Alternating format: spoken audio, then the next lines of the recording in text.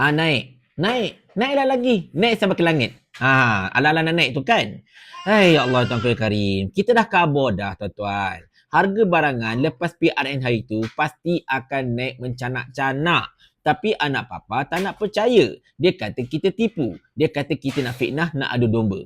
Sekarang korang nak sembang apa?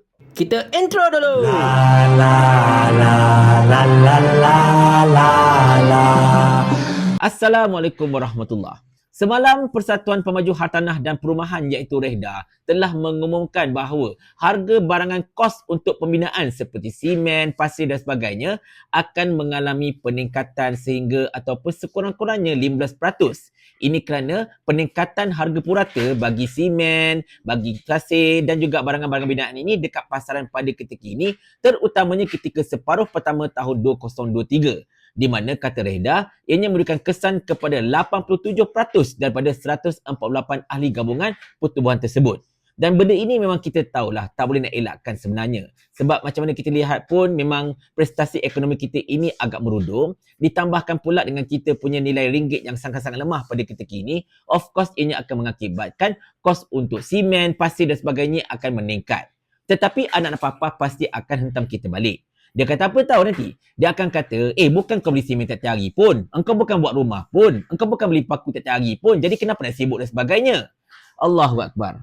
Benda-benda macam inilah yang menggambarkan betapa dangkalnya pemikiran anak-anak papa ni sebenarnya. Memanglah kita tak beli simen tiap-tiap hari. Memanglah kita tak beli paku tiap-tiap hari. Kita bukannya masak simen makan dengan paku, betul tak? Tetapi, bila harga barangan asas untuk membuat rumah ini meningkat, maka ini akan menyebabkan harga rumah itu sendiri akan meningkat. Sebab bila harga simen naik, dah sasar kos untuk membuat rumah itu akan naik. Bila kos untuk membuat rumah itu akan naik, maka harga rumah itu nanti akan meningkat juga. Sama lah kes contohnya kalau kita jual char kway teow. Ada udang dalam tu kan? Tengok-tengok harga udang naik. Sasa kita terpaksa menaikkan harga char kway teow tersebut sebab nak tampung kenaikan harga udang. Kalau tidak, untung kita akan mengecil. Bila untung kita mengecil, macam mana kita nak support segala kita punya kos sara hidup dan sebagainya? Nak bayar bil, bayar rumah dan sebagainya kan? Berbalik pada cerita tentang hartanah dan perumahan ini. Inilah rippling effect orang kata. Satu barangan asas naik, yang akan memberikan satu chain reaction yang tidak begitu menyenangkan bagi rakyat. Sekiranya kalau perkara ini benar-benar berlaku. Dalam sekarang ini, perumahan dekat Malaysia ini kebanyakannya hanya mampu tengok. Harga mampu tengok, bukan harga mampu milik. Dan sekiranya kalau kos pembinaan ini akan kenaikan kos pembinaan ini akan menyebabkan harga rumah semakin meningkat, sudahnya memang tak ada siapalah yang mampu akan beli rumah selepas ini kecuali mereka yang bilioner-bilioner saja. Nampak tak dekat situ? Bila orang tidak mampu untuk membeli rumah lagi dah, maka prestasi perumahan kita, industri hartanah kita akan merudum.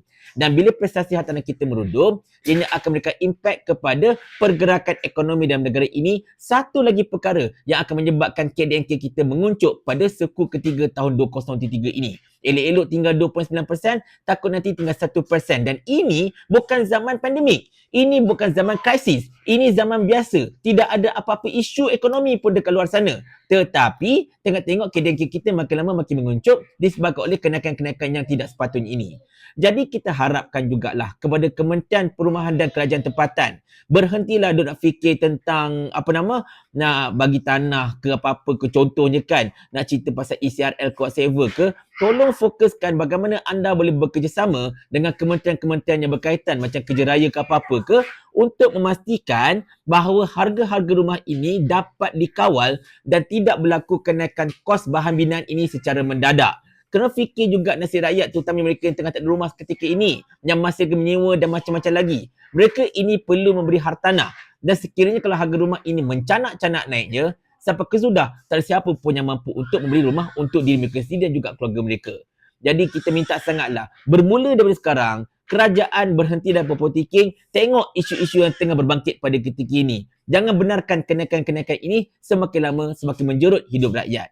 Tetapi kita hanya mampu cadang, kita hanya mampu untuk memberikan nasihat. In the end of the day, kerajaan ini adalah kerajaan mereka. Dan bab kata Sani Hamzan, kerajaan ni kerajaan kami, jadi ikut suka kami lah. Paling kurang aku ada formula. Ni kau ada menteri berlambak-lambak ni, satu formula pun tak ada. Otak letak dekat mana? Saya ulang. Sampai Abang Jamil mampus.